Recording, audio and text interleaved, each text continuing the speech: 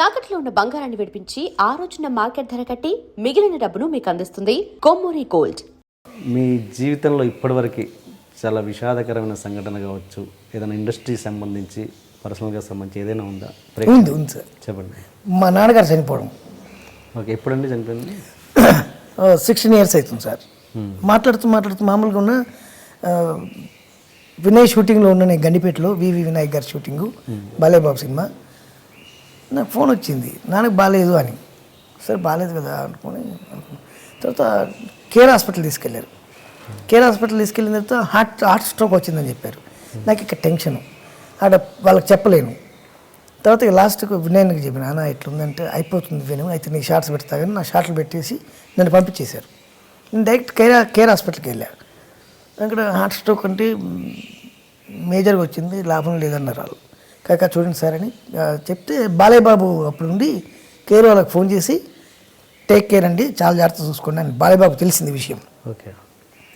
తర్వాత ఒక 2-3 daysకు ఆయన నాన్నగారు పోయారు. ఓకే, అదే మీకు అత్యంత అంతే. ఇంకా అలా కాకుండా మీ మనసును ఇండస్ట్రీ పరంగా ఎన్నో రకాల అవమానాలు కావచ్చు, ఇబ్బందికరమైన విషయాలు ఏదో జరిగి ఉండొచ్చు. నేను ఎవరిని ఇబ్బంది పెట్టుంటే కానీ నన్ను ఎవరు ఇండస్ట్రీలో ఇబ్బంది పెట్టలేదు. పెట్టలేడు. ఎట్లా, ఎందుకంత నమ్మకం? నేను నా మీద నాకు నమ్మకం అంతే. నేను ఎవరికి భయపడను, అస్సలు భయపడను. బట్ మీరు స్టేజ్ల మీద చాలా మంది హీరోలకి మస్కాలు కొడుతుంటారుగా. మస్కాలు అసలు కొట్టనండి. మస్కాలు కొట్టాల్సిన అవసరం నాకే ఉంది సార్. మస్కాలు అంటే ఆ బాడీ లాంగ్వేజ్ కాబట్టి అలా అంటే వాళ్ళు పెద్దవాళ్ళు కాబట్టి వాళ్ళని గౌరవించాల్సిన అవసరం ఉంది కాబట్టి గౌరవిస్తూ తప్పితే ఎవరికి పడితే ఆడికి ఉండదు. మీ ఫేవరెట్ హీరో ఎవరండి ఇప్పుడున్న స్టార్స్లలో? వేణుమాధవ్ అని మంచి హీరోవాడు. భూకైలాస్, ప్రేమ, హంగామా అలాంటి సినిమాలు చేసిండాడు. మంచి హీరో అన్నాడు. మరి ఇలా మాట్లాడితే మరి ఉన్న అవకాశాలు కూడా పోయే అవకాశం ఉందిగా. అసలు వద్దు సార్, అవసరం లేదు. నేను ఇప్పుడు కడుపు నిండు ఉన్నా, భోజనం చేసి ఉన్నా, మళ్ళీ మీరు ఇంకో భోజనం బిర్యానీ తీసుకొచ్చినా కూడా తినలేను నేను. ఇదే మాటలు సినిమా కెరీర్ బిగినింగ్లో మాట్లాడే వల్ల సపోజ్ ఇదే ఇంటర్వ్యూ నాకు బాగా బలుపు ఎక్కువ సార్. నాకు బాగా బలుపు ఎక్కువ, ఈగో ప్రాబ్లం ఎక్కువ. నేను ఎవరిని అంటే నన్ను ఎవడు భయపెట్టియలేడు, ఎవరైనా సరే నన్ను భయపెట్టియలేడు అంతే. నేను అనేది ఇదే ఇంటర్వ్యూ, సపోజ్ ఇదే ఇంటర్వ్యూ కావచ్చు, ఈ మాటలు సినిమా కెరీర్ బిగినింగ్లో కూడా మాట్లాడగలిగే ఎప్పుడండి. ఓకే, సక్సెస్ అంటే ఇప్పుడు కడుపు నిండి ఉన్నారు కదా, నిండకపోయే ముందు కూడా ఇలాగే మాట్లాడేవాళ్ళు. అప్పుడు నిండకపోయింది sir. I'm complete me BCom. నేను ఎక్కడ అకౌంట్స్ రాసుకున్నా నాకు డబ్బులు వచ్చేస్తాయి. ఇప్పుడు మళ్ళీ పోయి టీటీఎల్లో జాయిన్ అయినా మళ్ళీ నాకు డబ్బులు ఇస్తారు, అంతకంటే ఎక్కువ ఇస్తారు. 800 కాదు కదా, ఇప్పుడు ఎక్కువనే ఇస్తారు. నెక్స్ట్ ఎలక్షన్ నిలబడే ఆలోచన అసలు లేదు సార్. పాలిటిక్స్ నేను పొలిటీషియన్స్ తోటి పనులు తీసుకుంటే తప్ప నేను పొలిటికల్గా రాను. పొలిటికల్ వచ్చింది అనుకోండి, నేను ఒక్క కాన్స్టిట్యున్సీకి, ఒక్క నియోజకవర్గానికి ప్రాతినిధ్యం వహించాల్సి వస్తుంది, వాళ్ళ బాధ్యతలు తీసుకోవాల్సి వస్తుంది.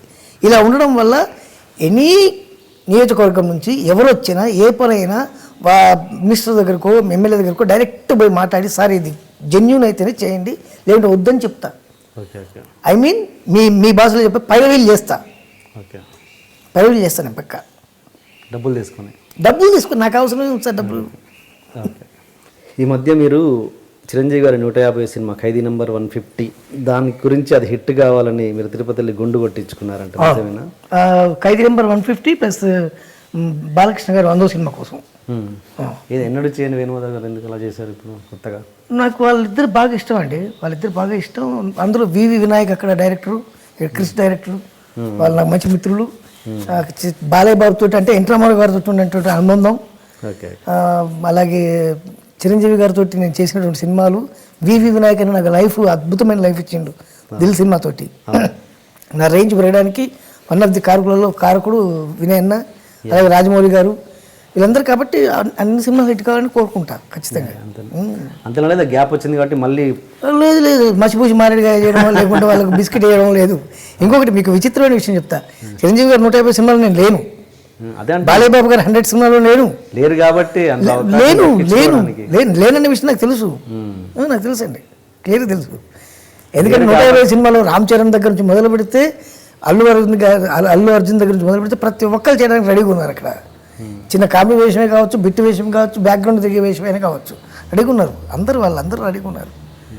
నాలాంటి ఉండడానికి రెడీగా ఉండడానికి కారణం ఏం లేదు, ప్రాబ్లం ఏం లేదు. నాకు రాకుండా నాకు సంతోషమే. వస్తే హ్యాపీ, రాకుంటే పర్లేదు. Yeah, yeah. అది మీరు ఇప్పుడు హీరోలతోటి ఇప్పుడు మామూలుగా స్టార్స్ తోటి ఇప్పుడు ఈ కమెడియన్స్ వాళ్ళ మధ్య రిలేషన్ ఎలా ఉంటుంది? మీరున్నప్పుడు ఎలా ఉండేది, ఇప్పుడు ఎలా ఉంటుంది? అప్పుడు ఇప్పుడు ఒకేలా ఉంటుందండి. హీరోస్ అందరూ కూడా బ్రహ్మాండంగా ఉంటారు అందరితో, కమెడియన్స్ తోటి. ఇంకోటి వాళ్ళు మాట్లాడుతూ ఉంటారు హీరోస్, ఎందుకంటే ఏదైనా దొరుకుతుంది కదా, వీడి దగ్గర ఏం మ్యాటర్ ఉంది, ఏం మెటీరియల్ ఉంది అనేది ట్రై చేస్తారు వాళ్ళు.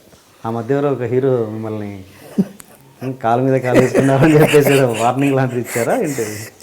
వార్నింగ్ ఏనా? ఒక సినిమా షూటింగ్కి వెళ్ళానండి. సినిమా షూటింగ్ వెళ్తే అక్కడ పెద్ద హీరో, ఆ హీరో గారు ఉండి ఏమైనా నువ్వు కాలు మీద కాలేస్తావట కదా అన్నాడు.